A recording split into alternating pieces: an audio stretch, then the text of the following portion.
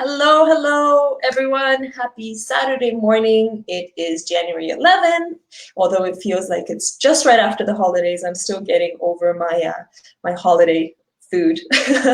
But I'm so excited because January 11th means we are literally under a month away from the submission deadline on February 9th for the DAT project. And guys, I'm telling you, the lineup of people that have been involved in this project to date are just thrilling. It gives me goosebumps. And I know that given a lot of the traction that we've been seeing in the submissions, everyone's excited. And I can't wait for the finale gala on March 15th. I was about to say March 11th, March 15th. And just remember that you won't be able to make it to the live audition. It is by invite only unless you submit your video submission. So guys, get them in. February the 9th is the deadline. I'm just going to really quickly show you where to go to do that, okay, before we bring in the incredible guest that we have for you today. I know you guys all know you've been waiting since yesterday, if not before that. So I'm going to make you wait a little bit more. And then, of course, we will be bringing in our incredible special adjudicator today. So but before we do that, just to let you know where to go to make your submissions, I'm going to pull up the DAT project website. Okay, so it's fairly simple. You guys would just go onto the website and right on the registration, it will take you through all the different stages. So video submission, you basically register to create an account, upload your video to WeTransfer, and then that way you can submit the WeTransfer link when you do register. Okay, the audition, again, February 23rd. It is by invite only once we select the top 100 from the videos, and then, of course, the finale gala. You can also find all of the rules on the website. Okay, so you're welcome to just read through that. You know a lot of text, but take a look. And then, of course, we have all of our info about our incredible judging panel, so you guys can really get to know them a little bit better and know what to expect. But now I am going to no longer hold you because we have an absolutely incredible woman with us. She's been the choreographer for Cirque Du Soleil. She's an Emmy Award winner. She's choreographed amazing Hollywood feature films, and I just can't wait for her to share what she has to say with you about what she expects to see. And I think you guys should also take this chance. Feel free to ask away any comments that you might have. Just type below the Facebook feed and we'll get your comments and we'll be able to actually ask Debra questions live. Okay, so without further ado, I'm so thrilled to welcome Ms. Debra Brown. Hi, Debra. Hi, how are you today? I am well. I'm a little sleepy still. It's a little early, but it is. Yes. You're traveling, right? You're in New York yes. right now? Yes, I am. Yes. Always on the move. Yes. I'm supposed to come back to Toronto tonight, but it looks like you're having a storm. We are. Have to stay here. Yeah. Has it started yet? It's getting pretty bad. It was really nice and sunny in the morning, but now it's just getting bad. Oh. But I wish you a safe flight because there's Thank you. Too many messages about. Anyway, safe flight. Thank you. Well, Debra, I'm very thrilled that you've joined us on the DAT project and that you've made time to join us here today to chat about, to just help out our dancers and performers, find out a little bit more about what you'll be looking for. And I already mentioned some of your incredible accomplishments to the guys, but just if you can maybe walk us through some of the highlights of your career to date, so that if somebody, let's say from the ballroom world who may not be familiar with a lot of your circus work or other creative works, just gets a little bit of a better understanding. Well, okay. Well, I grew up, I was a gymnast, a self-taught gymnast, but very dedicated. So after, competing for 13 years, and I went to York and studied dance. And, I was kind of this fish out of water. I could leap, I could fly, but I didn't really understand a plie. So they'd always take me back, hold me back after class and say, you do it here and here. And they were so specific with me. So I carried that specific training with me wherever I went and moved to Vancouver, trained gymnasts. We had 2 gymnasts on the Olympic team, and everyone was on the national team at some point in their lives of our gymnasts. But I you know, I did that for 8 years. And also I would perform with dance companies out there, and we would perform with the gymnasts. And we started to, you know, create our own style because we worked for 8 years. And then someone told me about Cirque du Soleil. They were coming to Vancouver. So I snuck under the big top at intermission. And the second half was 2 hours long. And I thought, oh my God, they're doing exactly what I'm doing, but only in circus, not gymnastics, making art out of that. So, you know, I thought that the second half was maybe a little long. 2 hours after intermission, that is lengthy. Yeah, but when they first started out, that's what it was. They would lengthen it and then shorten it, you know. And but I gave them my card, and just luck would have it, I was in the right place at the right time. So the next year, they were going to open in Los Angeles for the first time outside of Canada. So I hopped on board at the best year ever, and the rest is history after that. You know, sometimes you just have to believe, I think. Like once you're inspired and you see something is yours, then you just do it, right? So exactly. Yeah. I was definitely following my intuition, and, you know, being self-taught through my whole life. I think to my advantage later, I realized that I did never put myself into a box. So for me, it was always about communication with the audience.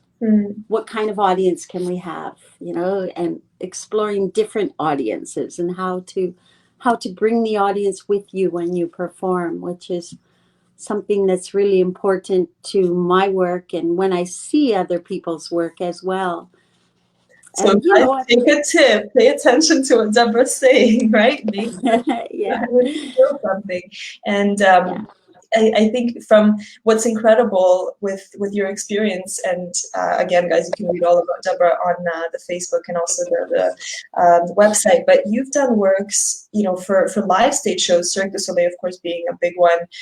You know, Canadian Opera Company, Metropolitan Opera, but then also for a lot of on film things, right? So whether it's feature films or choreography, like to bring up a few, choreography for the Madonna, Bjork, Aerosmith, Shakira, Wyclef, many other music videos, and that must bring with it a different experience of what you're seeing or what you're looking for dancers or performers on set versus on film. Or like, do you find a difference of what typically you find with performers that you're working with for film, or like on camera or on stage?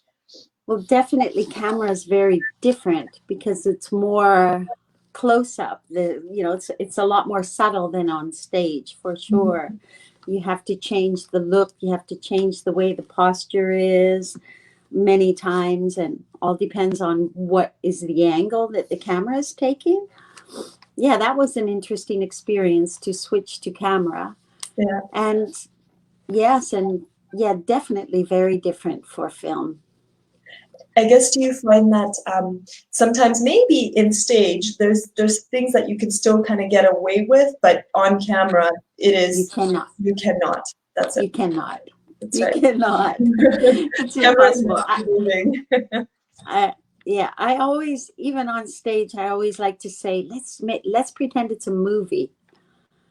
Let's pretend it's a movie. The thing that I love about camera is that, you know, you don't reach out to the public. You know, they come to you. You have to draw them in. And I always think when we're on stage, if we could use that same technique where we bring the audience to you. That's an interesting way to think about it. Yeah, because on the stage, technically people, you know, already are there and involved in the show and wanting to see you. But on camera, you're right. You have to bring them in. Yeah, exactly. And you're no stranger again to film. So for those that are watching, you know, Debra's been the choreographer for Van Helsing, for Catwoman, for Sadie and Suzanne. And I just found out that was a Grammy-nominated film. So that's, you know, I think an accomplishment of a lifetime. It's incredible. So big congrats on that. And of course, Debra is herself an Emmy Award winner for Outstanding Choreography for Cirque du Soleil's tribute to special effects at the 74th Academy Awards. Wow, the experience you bring really is truly something special, and it's great to have you. So I guess we'll get it right into it, because I know our listeners are very excited to hear. This one follows in with a little bit of what you said before, my first question, but so we can maybe go through it quicker. But how did you get involved with Cirque Du Soleil, which you answered, and how many years did you choreograph for their shows?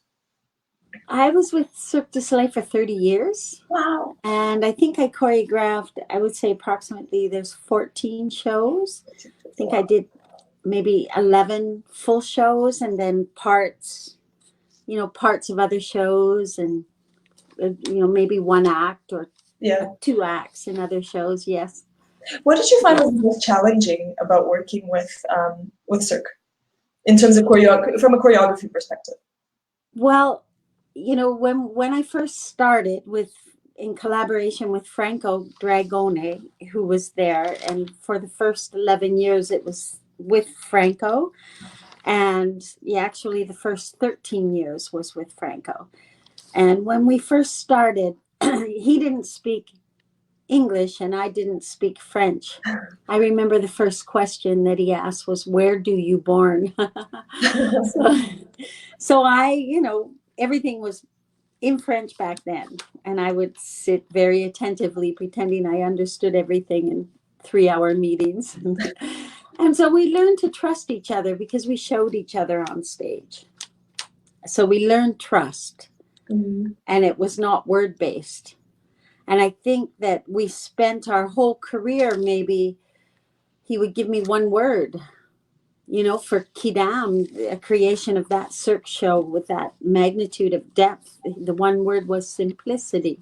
For Mystère, it was birds mating, and Greek heroes for the acrobats. So it was all based on more pictures and emotions, and every picture tells a story, but there was no story per se, other than, are we moved every second of the day? Create it in your mind. Yes.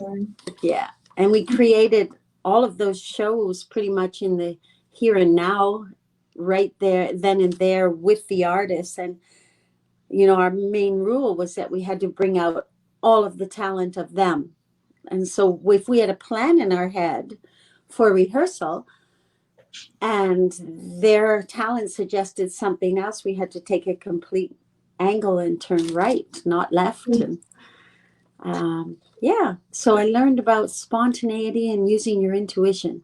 And do you find that because you had that initial language barrier, that it sort of helped you tune into like more of your internal visionary, as opposed to learning to read a specific idea? Like it was like it helped you with the visualization? Perhaps that became the base, and that became the base of work, how we worked with all the artists on stage. I think so. I think it must have. And the rule was every day we had to go home inspired, and we did pretty much every single day. We went home inspired, and it was all about surprising ourselves. There's really truly no limits when it comes to being creative. Like that's the beauty, I think, of art in general, is what you can imagine is what you can do on stage. And sometimes what you don't even imagine, and it comes out eventually. So I guess that leads me into my next question of why did you decide to join the adjudicating panel? We're of course very thrilled to have you, but what was the deciding factor that maybe made you get involved? Oh, I am totally thrilled to be here. Just completely thrilled. And I love to mentor. I realize that I spent my life in a very unusual situations, and I'd love to share my point of view with others to also share their point of view and to learn, because you have an amazing panel that I can learn from as well. So that's probably the big reason, and to be able to meet the performers and help them in whichever way that I can. Mentoring has always been something that I've really loved to do. And I guess you've worked with a lot of the judges, like Jeff Dimitri mentioned that he's excited to have you on board, Mark Samuels as well, and Jennifer Nichols. So the industry is big, but at the same time small, where we do all intersect. And you've worked with a few of the guys, right, as I understand? Well, I've never crossed paths with any of them, really. I've never, so I'm so excited to Makes it even meet more exciting. people. Especially because I'm spending a lot of time in Toronto these days. Got Yes. it. Not Yeah, that Toronto. winter though, it's too cold. It is. It's not as cold as Montreal. This is true. Toronto was where I danced, before I left for Vancouver. And I always thought that I would come back one day because, I don't know, for some reason, dance is pulling me these days too. Dance and art in general, right, as I see, has been sort of the momentum Yes. of life for you. Yeah. So I guess the question that most of the performers are probably dying to hear is, as they think through, I think we lost you there for a second. Let me see. I'll try to bring you back. Hello? Oh, Sorry. there we go, you're back. I lost you. Yeah, we lost you there for a bit. I've lost you. I can't hear you. You can't hear me? Oh, there we are. We're back. Hello? All right. Good? Whoop. I can hear you. I cannot hear you all of a sudden. Let me try. I can't hear you. Boop. How about now? Are you able to hear me? Are you able to hear me now or no? Try audio. Hello? Hi. Are you able to hear me? I hear you now. No? Ooh. Let me see. See, guys, sorry, technical difficulties always happen with technology. Give me 1 second. Whoa, where's... Oh. Can you hear me now or no? Hello? Hi. Yeah, I can hear you. Still can't hear you. No. Oh. Let's see. Okay, guys, we're just going to try to bring Debra right back in. So, Debra, exit out and then click on the link again so that you can come back in. I've lost you. I can't hear.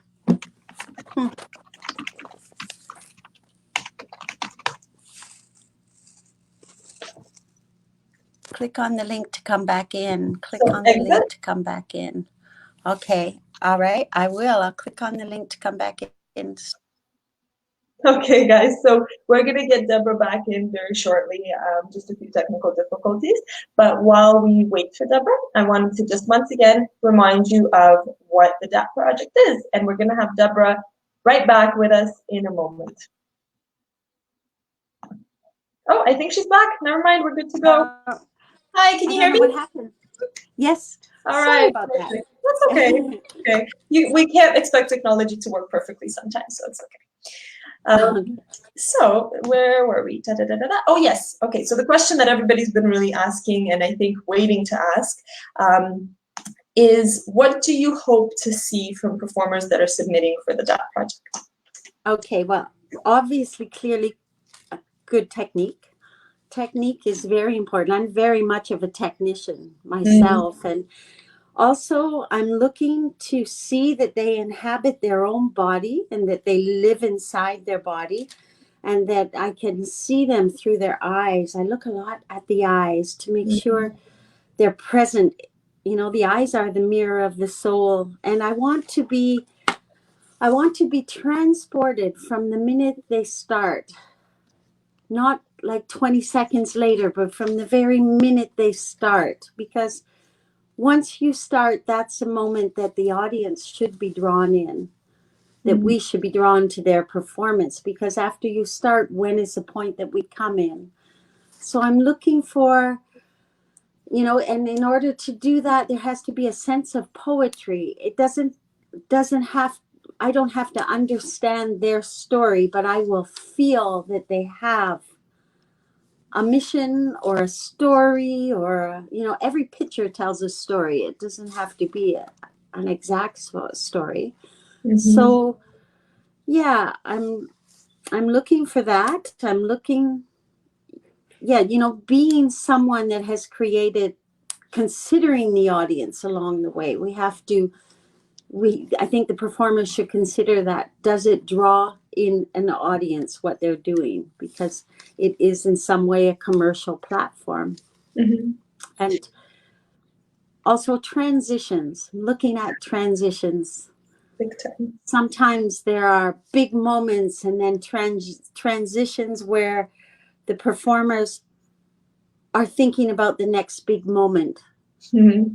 That transition should be just as big as that big moment, because, you know, in effect, you're only as strong as your weakest link ever. So I want to fall in love every second when they're on stage. Oh, that gave me goosebumps. Just the way you said that. Yeah. But you're right, because I think it's all about energy as well, right? So if a performer comes Yes. in and they create right off the minute a specific energy around them, you're drawn into that energy. But with a transition, if it's weak and if there is no succinct transition, then that energy just evaporates, right? And they have to use more effort to then build it back up. Yes, and it's once we go out, we can't get back. Right? Yeah. We have to stay with them. Yeah. And now From with our attention spans getting so much shorter, it just makes they have to do a much better job to get the effect across, right? Exactly. Yeah. This is a question that I didn't have prepared, but your answer made me think of this. Because there are so many different genres of dance and performance, right, that are participating in the DAT project, whether it's ballet or hip hop or circus arts, jazz, contemporary. Sometimes I find performers think of a specific box that they put themselves in because they are in a specific genre. Yeah. And oftentimes they might not think of certain creative elements, let's say from circus, if they're a ballet performer, where maybe their body has the ability to do it regardless. Do you find that it's best for performers that are trained in a specific genre to stay in that genre, or to perhaps draw certain inspiration from other genres and experiment? I think if their body feels comfortable in other genres, I think for that project, they should stay comfortable in their own skin. And if you can combine other elements from another genre in what you're doing, and it can feel good to the performer, why not? Mm-hmm. Why not? Why not? That makes sense. But they have to feel good in their bodies. They have to own it. Because if they don't own it, we can't love them as equally. They have to love themselves and know what they're doing. So they have to feel strong in their own skin. But if they can do something that's hip hop and then all of a sudden pull off a forte, why not? Why not? I love that. As long as they can still involve you in the story, right, and not break apart. And sometimes the story is just a technical expertise that they have.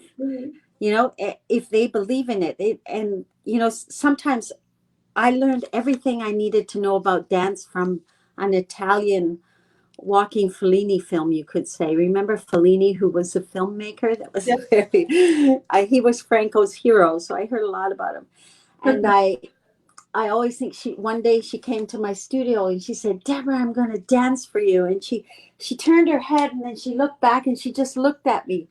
And I remember at that moment, she took my breath away just by a look. And I thought, oh, that's what it is. But I mean, I don't know where that sits in all of this, but no, but it's just one little thing. So I guess maybe if what I'm drawing from you is sometimes you don't have to have a massive moment or a massive trick to get attention. Sometimes it can be as subtle as a look, or Exactly. Yeah. Exactly. Well, my whole mission in life, even dealing with acrobats, is how can we feel this salto? Everybody can do tricks, but how can we feel that? Not see it. People see tricks and, this is my own point of view, but instead of seeing, how can we feel the moment when it comes to the expertise? I mean, maybe that pulls. I think they need it all for this, all their talents that they can gather for this moment. All the technique and the talent and the motion, all coming together. Yes. And to stay strong in their bodies, relax your feet onto the floor and and feel connected to the floor when they're, or the apparatus. There is aerial as well. Right. Huh? Yeah. So whatever your apparatus is, to stay connected to it and relax into it, so you become, you know, grounded with your material. That's important. Does That's that a help? big, yeah, no, for sure, because I guess the material or the apparatus, if they are using it, it's also part of their show, right? So they can't think about it as an apparatus. It's an extension of their movement. Yeah. And also like timing and rhythm. If you know, the rhythm of things, how they perform, like emotion is not in 4/4 rhythm. So that's really interesting. I should quote you saying that. Yeah, life is in, you know, if we think about life when we're inspired, or the rhythm is it goes up and down. So think about variety of rhythm and timing. Yeah, I remember, I think it was with Mark Samuels that I was talking, and he said, I want to see contrast, right? Because our life is contrast. It's not a flat line. So it's true. Exactly. And sorry. Now, sometimes dancers are very even with the music and somewhat prisoner of the rhythm. So they have to be able to punch the rhythm, and also maybe they could show us an extra instrument on top of the music through their body rhythms. I remember when I was a young dancer, like my coach always used to say, pay attention to the smallest instrument in the music, to the faintest instrument in the music. Oh, I love that. Because that's what's going to have that little something special about you. Because everybody can hear the beat, everybody can hear the drum or the piano, right, the main. But find that little instrument, maybe the little piccolo that nobody can hear or something, and try to bring that out. Oh, I love that. Yeah. So. I'm going to quote you. I love that. It's my coach, it's not me, but yes. Okay. Yeah. So moving on, I guess we're almost through our question line, but what are some of the new performance trends that you have seen emerging in the dance performance industry, circus industry overall? Like, are there any specific trends that you're finding people are more gravitating towards? Oh, well, oh God, well, geez. I mean, I love some of the dance videos, quick steps. I think there's a quick step video we just workshopped to Robin Thicke. I love some of the new dance that is kind of hip hop, but what would you call it? I'm not sure. I'm not up on the, like popping and locking sort of, or which one? Or do you mean more of the ballroom quick step? Not like a ballroom quick step, but I remember seeing this video. It was called Quick Step, but it was like a hip hop routine, but it was called Quick Step. So it's based on like really quick feet work or footwork? Yes, quick feet work, and on top of that footwork, you know, the body expressing themselves so specifically, and everything is done so specific and with such style. I love the way that dance now is not, you know, there's contemporary, there's jazz, there's ballet, and there's modern, but then there's all these performers that are training in their own style that is bringing an amazing technique to the table. I love that. And in terms of circus, I think people are getting more stripped and unplugged, you could say, you know, for the longest period, with just working with less is more in terms of costume, and working with the rawness of the eyes and the natural body. And we're seeing more moments of just where people are comfortable and they could stand and look and then take off, you know, if that so they makes don't sense. need the extra sort of fluff, if you will, to make for a show effect, right? It's really more based on the performer themselves. Yeah. That's interesting. Yes. I find there's somebody said this to me the other day, that given the social media and given that everything is out in the open now, we're in an era of just openness, just transparency, right? And I guess that's maybe what's doing that as well. Yeah, that's interesting. I think so. Yes. And I think when you create your own statement, when you're performing, you have to yeah, it's really important to not put yourself in a box. Just make sure you feel good about what you're doing and that it's clear in terms of coming from your strength. And hopefully that will transfer to be clear to us. It's interesting you mentioned that, because I think that's a very common comment across all the judges that have said, we want to be able to understand what you're trying to deliver. Make it clear. Even if it's abstract, but make it clear to us, the emotion you're trying to show, right? And so Yes. that's a good, yeah. And well, diving right into the next one is, what does creativity mean to you? Wow. Creativity is everything. Creativity is my is what my soul needs to survive every day. Creativity is flow, being able to express oneself, being able to have the permission to feel and to be happy and to be sad, to be happy. Creativity in terms of creating, it's being able to follow your intuition. Follow your intuition where it may go, even though you've never been there before. Don't be afraid to go somewhere you've never been. I remember at the circus sitting around a round table with everyone from marketing, before we would create a show, and all the people working to sell the show by, every department possible. And I remember Franco would go around the table and ask, what's the most important thing you bring to a production? And he would always say, it's your intuition. Always kept that with me. That's, yeah. I find that a lot of performers are afraid to go into what their intuition tells them, right? Because I find that so many are trained, and of course there's boundaries of technique. Yeah. And, they often are afraid to branch outside of those boundaries to actually feel something that they haven't felt before. How do you get over that as a performer? Well, I think you have to be encouraged. I think if you're encouraged by, you could meet just one person that inspires you to have a little bit of courage to follow your intuition.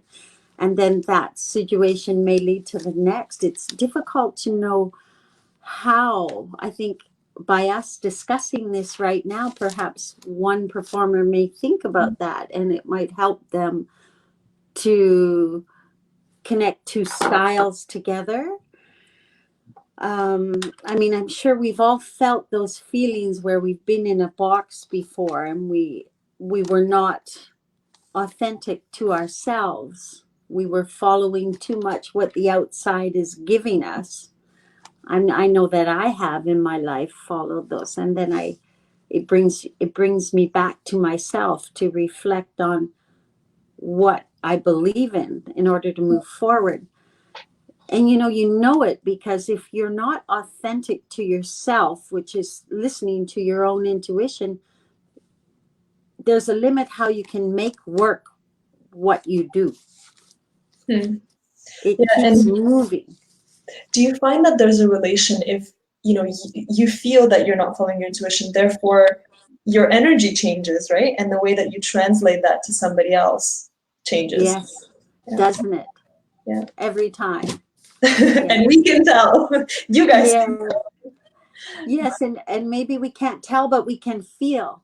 The room can feel. Everyone can feel. The audience can feel that. And that's something we always have to, I remember I was listening to Jeff's podcast, and I believe he said simplicity. Sometimes simplicity is best. I totally agree with that. Sometimes you have to recheck and see where you're coming from and bring it back to simplicity.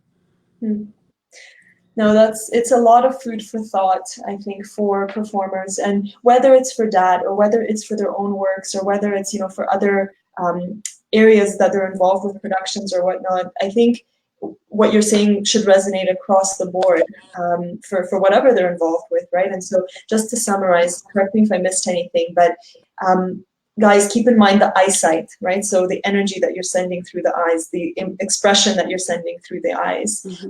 Have flow to your routine. So not just peaks, but try to pay attention to those transitions. Flow, right? So energy right from the moment as you get onto that stage or at the audition, you want to deliver your message, make it clear, even if it is, again, abstract. Contrast in the emotions, correct, that I heard you say, and just believe in your movement. Yeah, and maybe not contrast in emotion, but just rhythm. In rhythm, yes. Rhythm. Tied to rhythm. Yeah, no, I like that. Actually, I really like that because rhythm will often dictate certain movements, right? But again, we can get stuck in a pattern. Yeah.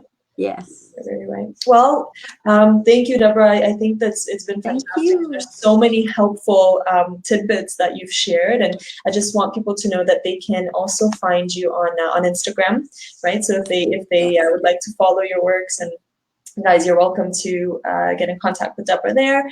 And it's been really a pleasure, and I'm so excited to see you at the audition. And again, just guys, a quick reminder.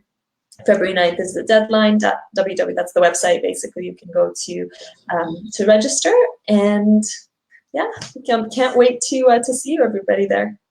Thank you so much. Looking forward to it. Thank you, Christina. Have a good evening. Thank you. You too. Take care. I hope I make it back. Right. Okay. Yeah. Hopefully, a good flight and not a crazy storm. Okay. Thank you. Bye. Bye, Christina. Bye-bye. Bye.